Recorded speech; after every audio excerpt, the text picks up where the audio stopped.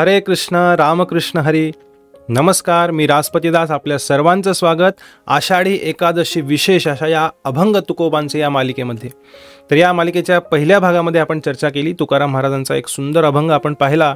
संपत्ती सोहळा नावडे मनाला. तुकाराम महाराज सांगतात की माझ्या मनाला असा भरभराटीचा किंवा पैशांची उधळपट्टी असणारा भोगविलासाचा असा संपत्ती सोहळा मला आवडत नाही, तर मला पंढरपूरचा सोहळा आवडतो. तुकाराम महाराज तिथे शेवटी म्हणतात, ऐसे आर्त ज्याचे मनी. पंढरपूरला पांडुरंगाचं दर्शन घेण्याची आर्तता ज्याच्या मनामध्ये आहे त्याची चक्रपाणी वाटप आहे. भगवान चक्रपाणी, भगवान श्रीकृष्ण, पांडुरंग, विठ्ठल अशा भक्ताची वाट पाहत पंढरपुरामध्ये विटेवरी उभे आहेत. तर खूप सुंदर हा असा अभंग ज्याची आपण चर्चा केली. आपण जर हा व्हिडिओ पाहिला नसेल पहिल्या भागाचा तर नक्की पहा. आज दुसऱ्या भागामध्ये आपण अजून एका अभंगाची चर्चा करणार आहोत. काही जणांच्या मनामध्ये प्रश्न पडला असेल, तुकाराम महाराज पहिल्या भागात म्हणतात की कधी एकदा आषाढी एकादशी येते, कधी मी पंढरपूरला जातोय, कधी पांडुरंगाचं दर्शन घेतोय, अशी आर्तता माझ्या मनामध्ये आहे, अशी ओढ माझ्या मनामध्ये आहे. पण तुमच्यापैकी काही जण म्हणतील की नाही रे बाबा, त्या गर्दीमध्ये गोंधळामध्ये लाखो लाखो लाखो वारकरी, लाखो वैष्णवांच्या त्या गर्दी गोंधळात मी नाही पंढरपूरला जाऊ शकत, माझी हिंमतच होत नाही. असतात असे खूप जण असतात जे एकदाही आषाढी वारी ज्यांनी अनुभवलेली नाही आहे, किंवा असेही काही जण आहेत की महाराष्ट्रामध्ये आहेत, मराठी व्यक्ती आहेत, पांडुरंगाची भक्तीही करत आहेत किंवा आस्तिकही आहेत, भगवंतांवर विश्वास असणारे आहेत, पण आत्तापर्यंत आयुष्यामध्ये एकदाही पंढरपूरला गेलेले नाही, दर्शनही घेतलं नाही पांडुरंगाचं. सर्वांना विनंती आहे की तुका म्हणे एक वेळ जाय पंढरी, एकदा तरी पंढरपूरला जावं, विठ्ठलाचं दर्शन घ्यावं. शक्य असेल तर नियमित जावं, वर्षातून एकदा जावं, 6 महिन्यातून 3 महिन्यातून पंढरपूरला जाऊन विठ्ठलाचं दर्शन घ्या. महाराष्ट्राची आध्यात्मिक राजधानी आहे पंढरपूर. तिथे साक्षात भगवान श्रीकृष्ण पांडुरंग विटेवरती उभे आहेत. तर काही जण म्हणतील आम्हाला नाही बाबा शक्य त्या वारीमध्ये, जसं तुकाराम महाराज लिहित आहेत ना की कधी एकदा आषाढी एकादशी येते, कधी मी पंढरपूरला जातोय. त्यावेळी एवढी गर्दी नसेल कदाचित, तुकाराम महाराजांच्या काळी एवढी वाहतुकीची साधनं नव्हती म्हणून त्यांना एवढा उत्साह आहे. पण आता बघा ना किती लाखो लाखो लाखो लोक येतात, आम्हाला नाही बाबा जमणार तेवढ्या गर्दीमध्ये जायला. तर त्यांच्यासाठी एक दिलासा म्हणून एक अभंग तुकाराम महाराज लिहित आहेत. त्या अभंगाची आपण आज या दुसऱ्या भागामध्ये चर्चा करणार आहोत. तर या सुरुवात करण्याआधी नेहमीची विनंती, खाली व्हॉट्सॲप कम्युनिटीची लिंक आहे, त्या लिंकमध्ये आपल्या मराठी भगवद्गीता कोर्सबद्दल ही माहिती मिळते. जो थोडा थांबलेला आहे कोर्स, आपण लवकरच चालू करत आहोत. मराठी सोप्या भाषेमध्ये भगवद्गीतेच्या प्रत्येक श्लोकाचं वर्णन आपण करत आहोत.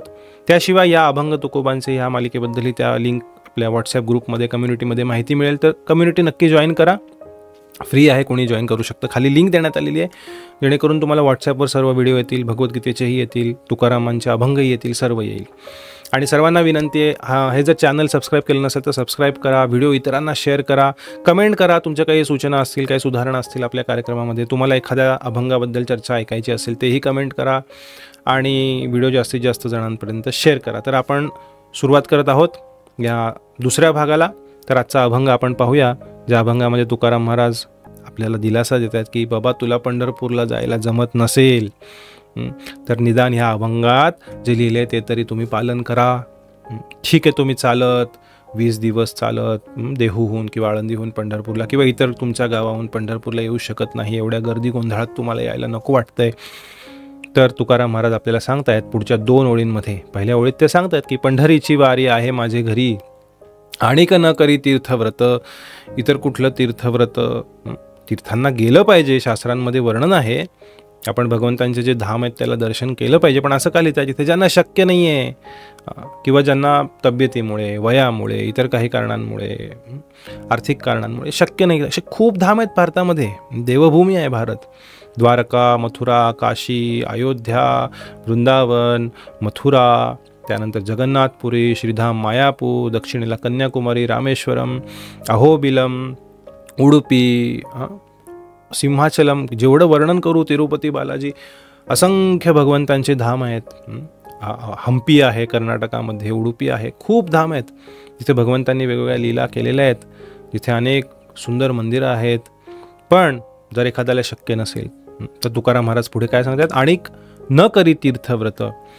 तर काय करेन मी आषाढी एकादशीला किंवा इतर एकादशींना, ज्या वर्षभर एकादशी येतात, कुठल्याही अर्थाने ते घेऊ शकतो, पण खास करून आषाढी एकादशीला, कारण पंढरवीची वारी म्हणतायत. मग आषाढी, कार्तिकी, माघी अनेक वारी असतात, पण इन जनरलही आपण समजून घेऊ शकतो. व्रत एकादशी करीन उपवासी, खूप महत्त्वाचं आहे. तुकाराम महाराज छत्रपती शिवाजी महाराजांना जे उपदेश देतात तिथेही सांगतात की आम्ही तेणे सुखी म्हणा विठ्ठल विठ्ठल मुखी.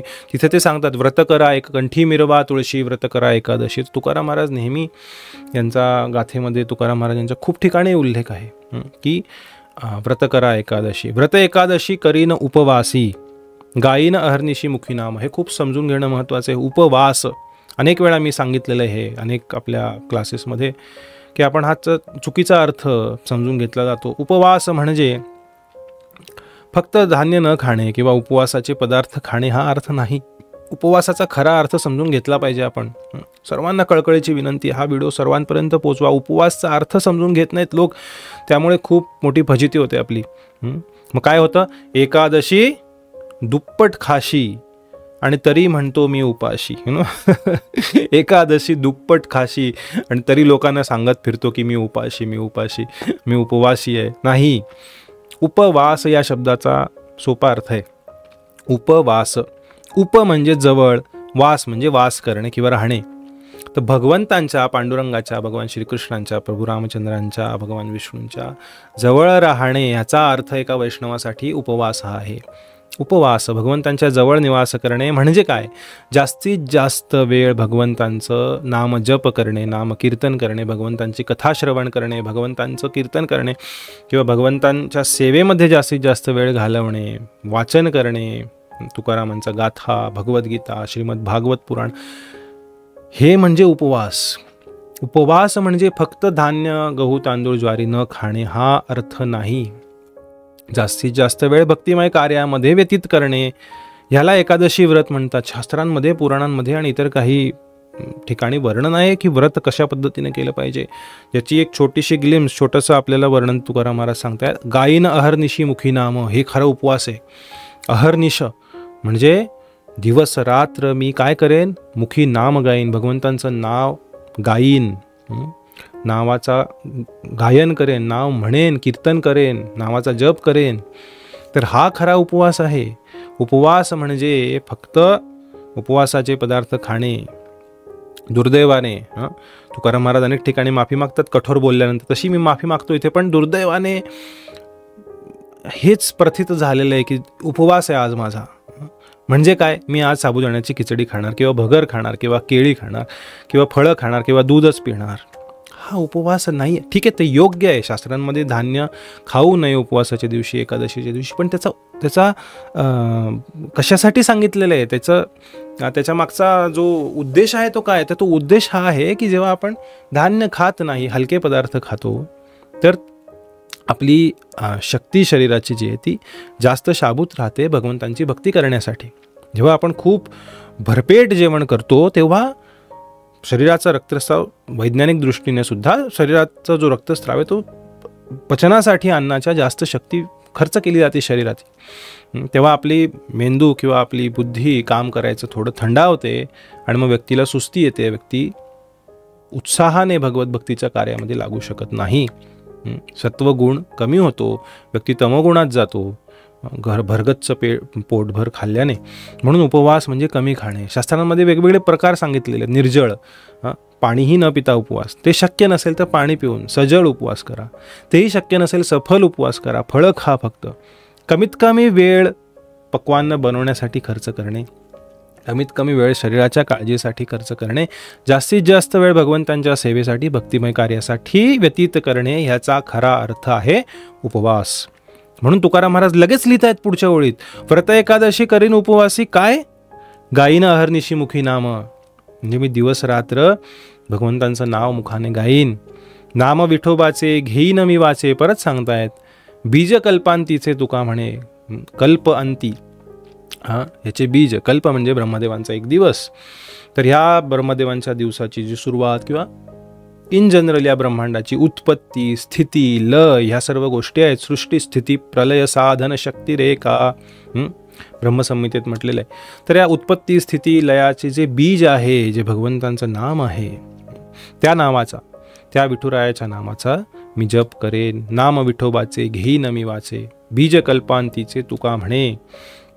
तर तुकाराम महाराज सांगतायत, जर शक्य नसेल पंढरपूरच्या या भल्या मोठ्या सोहळ्यामध्ये आषाढीच्या सहभागी होणं शक्य नसेल, भीती वाटत असेल किंवा नको वाटत असेल त्या गर्दीत येण्यासाठी, तर तुमच्या घरी एकादशी तुम्ही साजरी करा. कशी साजरी करा? 25 पदार्थ बनवून नाही. तुमचा विश्वास बसणार नाही. काही ठिकाणी तर एकादशीची कचोरी, एकादशीचा समोसा, एकादशीला चालणारी इडली, एकादशीला चालणारा डोसा, एकादशीचे आप्पे. अरे म्हणलं चाललंय काय? एकादशी आणि दुप्पट काय तिप्पट चौपट पाचपट खाशी. जे पदार्थ कशाला पाहिजे तुम्हाला? एकादशीला समोसा, एकादशीला कचोरी कशाला खायची? एकादशी इतर दिवस आहेत ना, 14 दिवस. पंधरवड्यातले 14 दिवस आहेत, तेव्हा काय तुम्हाला पाणीपुरी खायची? पाणीपुरी एकादशीची एके ठिकाणी.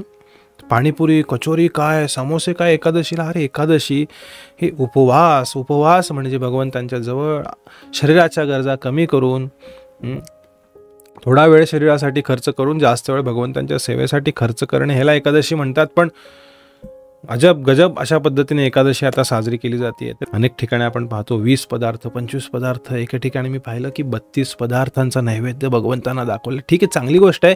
भगवंतांना आपण 32 काय 56 भोग दाखवले पाहिजे. आषाढी एकादशीला वेगवेगळे पदार्थ बनवून भगवंतांच्या प्रसन्नतेसाठी, विठ्ठलाच्या प्रसन्नतेसाठी केलं पाहिजे. पण भगवंत जेव्हा ते ग्रहण करतात आणि महाप्रसाद आपल्याला देतात, तेव्हा तो आपल्या पोटावरती अत्याचार होतो आणि मग आपण भगवत भक्ती व्यवस्थित करू शकत नाही. तर तुकाराम महाराज सांगतायत की ज्यांना पंढरपूरला जाणं शक्य नाही त्यांनी घरामध्ये एकादशी सोहळा करा. पण कसा करा? भगवंतांबद्दल वाचन करा, भगवंतांबद्दल कीर्तन करा, भगवंतांचं अभंग गा, भगवंतांच्या नावाचा जप करा, भगवंतांची सेवा करा. या पद्धतीने आपण एकादशी साजरी करू शकतो आपापल्या घरांमधून. तर आपण हिरमसून नाही जायचं आहे, की आम्ही नाही जाऊ शकत पंढरीला. तुकाराम महाराज एवढं वर्णन करत आहेत पंढरपूरचं. पण जरी आषाढी वारीला जमत नसेल तरी नंतर कधीतरी जेव्हा गर्दी कमी असते, प्रत्येकाने, तुकाराम महाराज म्हणतात, एक वेळ जाय पंढरी, एकदा पंढरपूरला जा, पांडुरंगाचं दर्शन घ्या, चंद्रभागेत स्नान करा, आपलं मनुष्य जीवन पवित्र करा. आपण आज इथे थांबू. तिसऱ्या भागामध्ये लवकरच भेटू अजून एका अभंगासोबत तुकाराम महाराजांच्या या सुंदर उपदेशांची चर्चा करण्यासाठी. खाली व्हॉट्सॲप कम्युनिटी लिंक आहे सांगितल्याप्रमाणे, जिथे सर्व कोर्सेस, सर्व क्लासेस, आपले सर्व व्हिडिओज जिथे तुम्हाला प्राप्त होतील. नक्की जॉईन करा. केली नसेल तर व्हिडिओ इतरांना पाठवा, कमेंट करा. चॅनल सबस्क्राईब केलं नसेल तर नक्की करा. आपल्या सर्वांचे व्हिडिओ शेवटपर्यंत पाहिल्याबद्दल खूप खूप धन्यवाद. हरे कृष्णा, रामकृष्ण हरी. श्री श्री रुक्मिणी विठ्ठल भगवान की जय. Hare Krishna, Krishna Krishna, Hare Hare, Hare Rama, Rama Rama, Hare Hare. Hare Krishna, Krishna Krishna